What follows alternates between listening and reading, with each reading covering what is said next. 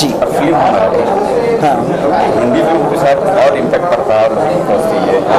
आप देखेंगे बाबा साहब अम्बेडकर फॉरेन से आए थे, उन्होंने अपनी डिग्री वगैरह लंदन से जो लेकर इंडिया आए थे, तो यहाँ पे उनका बेसिकली उनकी लैंग्वेज हिंदी थी।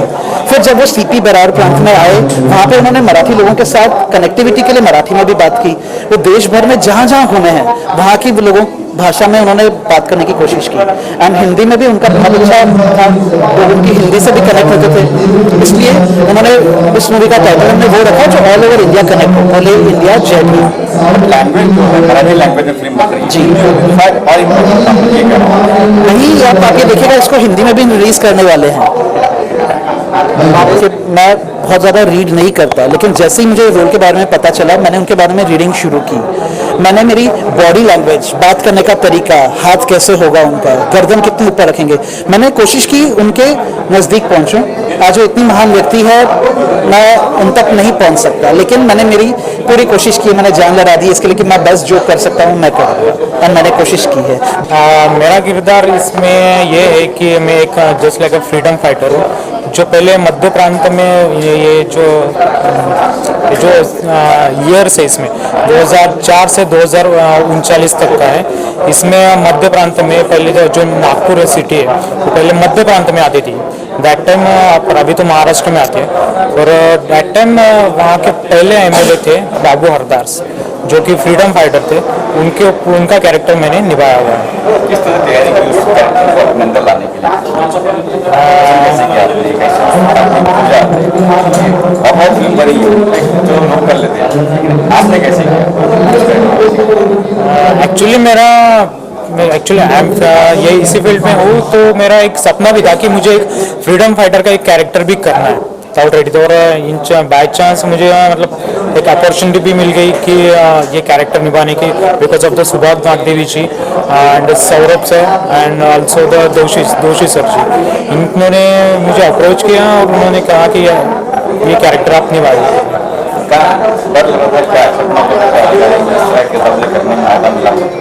हाँ, डर तो लग रहा था थोड़ा, but one thing is that कि अगर आपको to solve any problem you have to face it.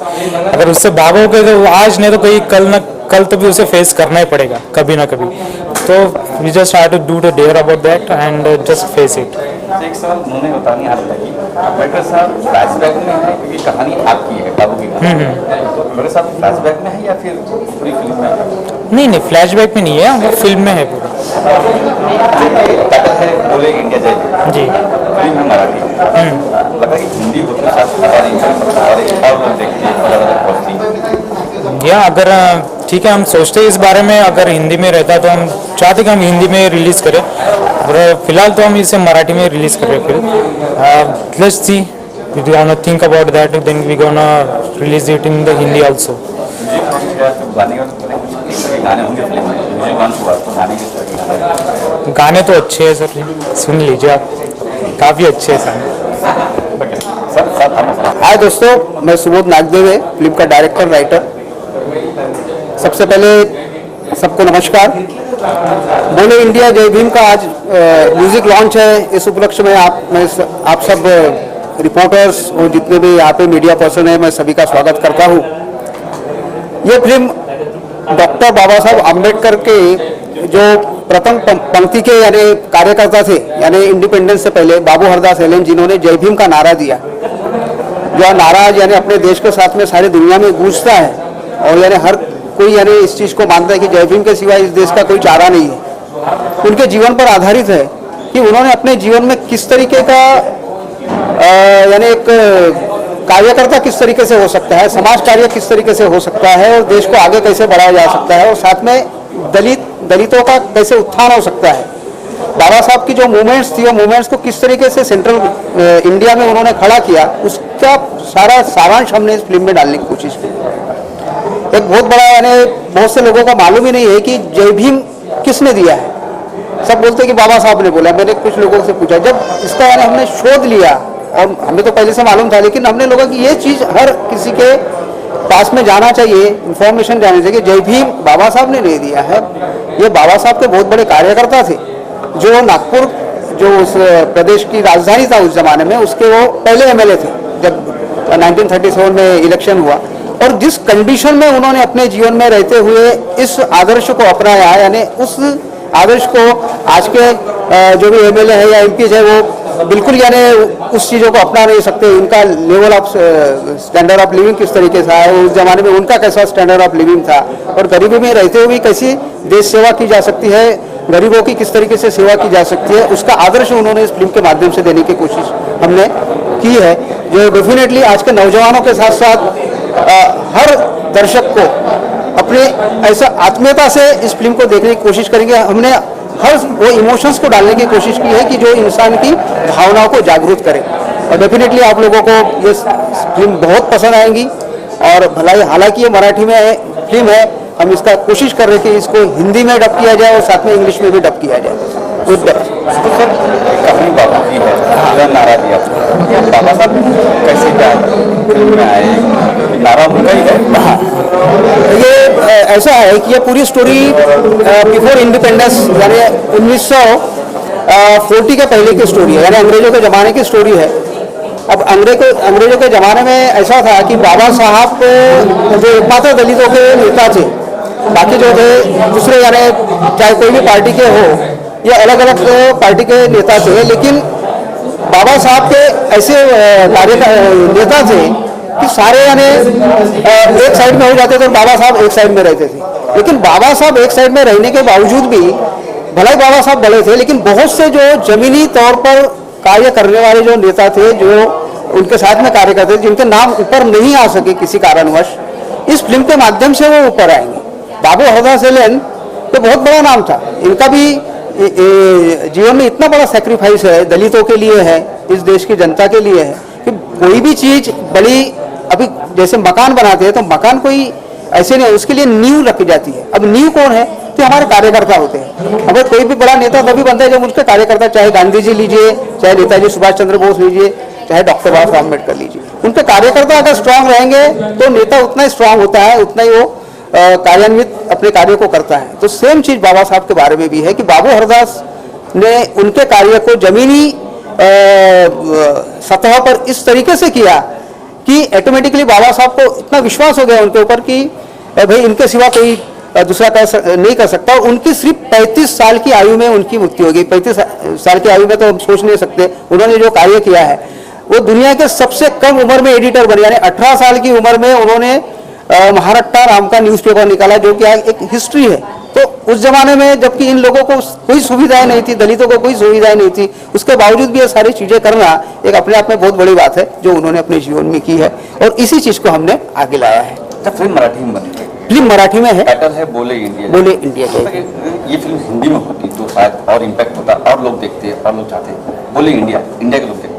नहीं, डेफिनेटली हमारा प्लानिंग है कि फिल्म हिंदी में भी डब की जाए, यहाँ तक कि हमारा प्लानिंग है कि फिल्म अंग्रेजी में भी डब की जाए, जो फ्यूचर में हम करेंगे, वो करने वाले हैं। सबटाइटल्स भी हम डाल लेंगे, यानी समझेगा। लेकिन कैसा है कि चीज़ों को जैसे आसानी से लोगों के पास में लेके जाने के लिए एक मराठी तो माध्यम ही है, लेकिन एक लिमिटेड माध्यम है। कल चल के अगर ये फिल्म हिंदी में हो जाती है तो बोले इंडिया जो भी अपने आप में ही यानी एक बहुत बड़ा टाइटल है। ऐसा तो हमने उसी हिसाब से रखा गया कि भाई लोगों को आसानी से समझे। कभी बाबू हरदास इनकी वाली जीवन सारणी तो लोगों को शायद उतनी आसानी से ना समझे, लेकिन जय भीम के नाम से जब वो आएंगे और रियलिटी देखेंगे कि बाबा साहब भी इसमें है, बाबू हरदास भी है, उनकी जीवन सारणी भी इसमें है, तो लोगों को एक अलग तरीके का अनुभव इस फिल्म के बाद बहुत बढ़िया थे। नागपुर में जब हम शूट कर रहे थे ये, तब 50 डिग्री सेल्सियस जहाँ कर रहे थे, जिस खेड़े में हम कर रहे थे, जिस गाँव में हम कर रहे थे, 50 डिग्री सेल्सियस तापमान था, जो कि मुंबई में तो हम सोच नहीं सकते, दुनिया के किसी कोने पे भी यहाँ पे शूटिंग हो सकती है। लेकिन हमारे जो आर्टिस्ट थे जिन्होंने डॉक्टर बाबा साहब अम्बेडकर का रोल किया, बहुत बड़े यानी प्ले करने वाले हैं, यानी नाटक के बहुत बड़े हस्ती है वो, श्याम जी भीमसरिया साहब। काफ़ी नाटकों में काम किया, अभी अभी 2-3 हिंदी फिल्मों में और मराठी फिल्मों में भी काम किया उन्होंने, तो उन्होंने बाबा साहब का रोल किया है। बाद में अमोल शिवाने जो है वो काफ़ी हमने सर्च करने के बाद में हमको, क्योंकि बाबू हरदास का एग्जैक्ट ऐसा फिगर चाहिए था, उनके जैसा दिखने वाला चाहिए, तो हमने बाकी चीज़ों को छोड़ते हुए उन्हें सिलेक्ट किया, क्योंकि उनका वाला चेहरा काफ़ी मिलता जुलता था और बहुत अच्छे मराठी के कलाकार है वो।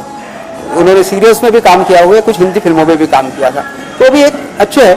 उससे ज़्यादा हमारा जो सब्जेक्ट इतना, यानी हमें जो विश्वास है हमारे सब्जेक्ट पे, कलाकार से भी ज़्यादा जो हमारा सब्जेक्ट हमारा हीरो है कि बोले इंडिया जय भीम का जो सब्जेक्ट अपने आप में हीरो है, कि उसको देखने के बाद में लोगों को लगे कि भी इस तरीके का कॉन्सेप्ट बहुत आसानी से नहीं आता है, तो वो कॉन्सेप्ट को हमने लाने की कोशिश की है इस फिल्म के माध्यम से। मूवी बनाने का, और ये भी मैं आज मीडिया के सामने बता रहा हूँ, मैं एक्चुअली बनाने जा रहा था Gujarati movie, but in the meanwhile मेरे पास ये सब्जेक्ट आया और मेरा एक्चुअली सीपी बेरार मतलब विदर्भ में 8-10 सिनेमा थे और मुझे पता है लोगों की चॉइस क्या है। रिसेंट में एक रमाबाई करके एक फिल्म आई थी 3-4 साल पहले, जो मेरे हाउस में 7 हफ्ते चली थी और 4 हफ्ते मतलब कंप्लीट पैक, और उसके बाद में फिर मेरे फ्रेंड के पास भी एक मूवी आई, वो भी अच्छी चली। तो ये सेंसिटिव सब्जेक्ट था फ्रेंकली, बट इसमें थीम जो थी कि जय भीम का नारा किसने लगाया, वो ज़रूरी था, क्योंकि हर कोई उनके लाइफ पे फिल्में बनाई, फैमिली पे फिल्में बनी, बट ये किसी ने अभी तक डेयरिंग नहीं की कि जय भीम का नारा किसने दिया। तो उसके जो 4 बंदे थे, 4 जो दोस्त थे, उनको कभी पब्लिसिटी या कुछ मिला नहीं। तो हमने ये मिस्टर हरदास करके जो है, जो बाद में एमएलए हुए, काम ठीक है, पहले एमएलए, उन्होंने काफ़ी मेहनत की इसमें, और हमने पिक्चर में जान डालने की कोशिश की कि उन्होंने क्या क्या किया है। अब आप भी समझ सकते हो कि भाई एक फिल्म के अंदर जितना डालो कम है, बट जितना हो सकता था बाबू हरदास जी के लिए और अम्बेडकर जी का साथ उनको कहाँ कहाँ मिला, वो हमने बताया। तो फिर डर लगा नहीं कि कहीं भी गलती हो गई, अच्छा कहीं गलती हो गई तो? हाँ, नहीं, बात सही है। मैं जैसा आपको वहाँ पर भी यही कहा था कि ये सेंसिटिव सब्जेक्ट है, बट अम्बेडकर सर को कहीं हमने छेड़ा नहीं। उन्होंने जहाँ जहाँ स्पीचेस दी वो स्पीच ली, और उन्होंने स्पीच में क्या कहा और उनका और इनका क्या संबंध रहा अपने हमारे हरदास जी का, वो हमने सामने रखा। ना ही उनके फैमिली लाइफ पे ली, ना फैमिली लाइफ इनकी ली, हरदास जी की। उनके बच्चे मर जाते हैं, उनका ये हो जाता, मतलब किस तरह से बर्बाद होते हैं, बट अम्बेडकर साहब को नहीं, बट उन्होंने किस प्रकार से साथ दिया वो हमने बताया। तो आपने ये नहीं कहा कि मैंने हिंदी में करते कि बोले ना सर, नहीं, मैं अभी आपको ये भी बताना चाह रहा हूँ, मेरी शूट चल रहा था, तब एक फॉरेनर आए थे नागपुर में, तो उन्होंने शूट देखने के बाद उन्होंने रिक्वेस्ट की थी, सर ये फिल्म हमको दीजिए। मतलब सर अभी तो शूट शुरू हुआ है, तो मेरा नंबर लिखे गया, और मैंने जब फिल्म शुरू की उसी दिन मैंने इसकी रिलीज डेट तय कर ली थी, 7 अक्टूबर, क्योंकि 7 अक्टूबर में क्या है, 11 अक्टूबर को दशहरा होता है, और दशहरा में हमारे नागपुर, चंद्रपुर, विदर्भ जितना एरिया है वहाँ काफ़ी लोग आते हैं, और उन काफ़ी लोगों को इस बारे में जानकारी मिले। डेट तो बहुत मिलेगी, दिवाली आएगी, ये आएगा, सब आएगा, बट ये डेट ऐसी है कि जिसमें लाखों लोग वहाँ पर आते हैं दशहरे के। यानी उस दिन में आप ये समझ लीजिए, अगर दशहरे का दिन मेरा मिस होता तो मैं शायद अप्रैल में जाता, क्योंकि इन लोगों का जहाँ जमावड़ा होता है वहीं पे फिल्म का मजा आएगा, और एक समाज में एक मैसेज जाएगा कि भाई बाबू हरदास ने इतना अच्छा काम किया है। उनकी समाधि पे भी लोग जाएंगे, जिनकी समाधि आज भी कामठी में है, और हर साल 15 जनवरी, मुझे डेट एग्जैक्ट याद नहीं है, 15 जनवरी को बहुत बड़ा मेरे उनको वहाँ श्रद्धांजलि देने लोग पहुँचते हैं, और वो भी मिलिट्री के कंटेनमेंट में है, जहाँ वहाँ पे उन लोगों ने ये सिक्योरिटी में है। तो ये आप सिर्फ महाराष्ट्र रिलीज कर रहे हो, पूरी इंडिया रिलीज कर रहे हो? नहीं, फिलहाल मैं फ्रैंकली मैं विदर्भ ही रिलीज़ करूँगा अभी, फिर मैं आगे बढ़ूँगा, उसके बाद में फिर हिंदी का प्लान है, तमिल, तेलुगु, मैंने सब, मुझे ऑल ओवर इंडिया तक जितनी लैंग्वेजेस है और जो अप्रोचेस आएंगे मेरे पास, उनका मोस्ट वेलकम। अदरवाइज मैं खुद करने की मूड में हूँ। विदर्भ की बात महाराष्ट्र नहीं सर, अभी ये डेट जो है